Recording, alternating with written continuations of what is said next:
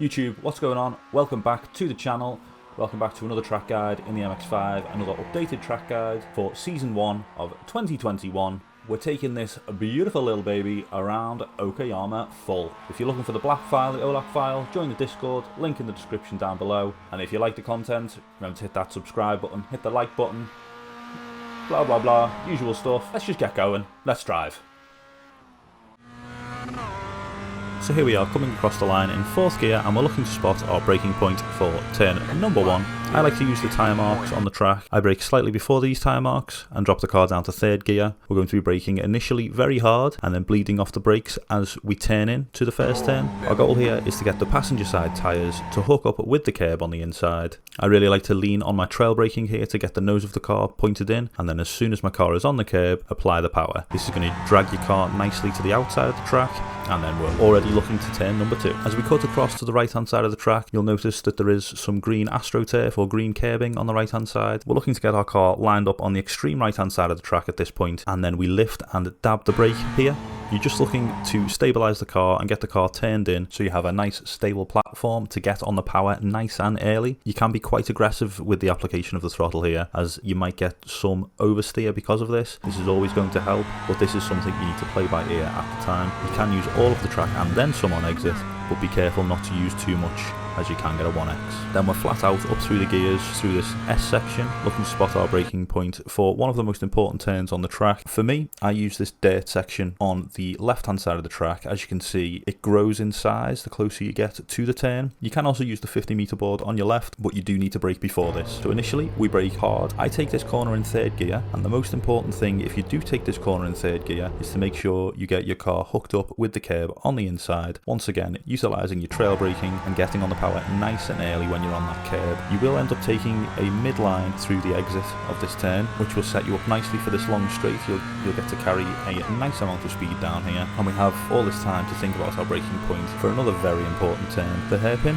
The 100-meter board is what I like to look out for. We're going to be braking about a car length after this, and we're going to be braking very hard all the way down to 2nd gear. Initially, we stay to the extreme left of the track, but slowly ease our way over as we get closer to the turn. And once again, the goal, as always on Okayama, is to get your car hooked up nicely with the curbing on the inside, utilising your trail braking and getting on the power nice and early. In my mind, you wait until you're about 50% of the way through the actual turn before you put the power on. Waiting this long is going to give you a nice balance between exit speed and correct track position. We need to get over to the right hand side of the track as soon as possible. So we're up to 3rd gear, and then we're immediately into this left-hander. I just cover the brakes very gently, barely at all, get the car turned in and be very, very aggressive on the curb on the inside, easing the power on as we get to touch that curb and using all of the track on exit. Then we're immediately into another tricky left-hander. I like to once again use all of the track and then some. On the entry, we go over the curbing on the right hand side. As we do this, I lift and aim for the curb on the inside, and as my car drifts up to the apex, I begin to apply the power.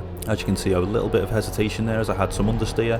Now we're already into the final section. We've got 2 hairpins back to back here. The first one, I like to brake just after the 50-meter board. We're braking from 3rd gear down to 2nd. We brake very hard and dive into this turn. Once again, hooking the car up with the curb on the inside, and as soon as you're on the curb on the inside, you begin to apply the power. You may need to modulate it as the curb is going to unsettle your car. However, again, that's something you're going to have to play by ear. Then we leave it in 2nd in between these 2 hairpins, and then we brake quite gently for this 2nd hairpin, keeping it nice and tight. Our goal, once again, is to get the car to hook up with the curb on the inside, but we also need to get on the power very, very early here. We've got a flat out right-hander coming up after this, so we need to carry our speed all the way around that. So as we see, nice and aggressive on the power, using all of the track on exit, and up to 3rd gear fairly quickly. Then we have this second last turn, which is very easy, just turning at the crest, going over the curb on the inside, flat out, and then drift naturally out to the left-hand side of the track, onto the curb. Once that curb ends, that's my braking point for the last turn. Braking fairly smoothly, holding onto the brakes quite a bit to get the car to turn in and hook up with the curb on the inside. And as always, when you're on a curb at Okayama, put the power down, and you can use a lot of the track on exit. Then we're up to 4th gear, and we head towards the line, which we cross with a time of 1:45.839. Here comes the Uninterrupted lap guide. Thanks very much for watching, guys. Hope you enjoy it. See you next week.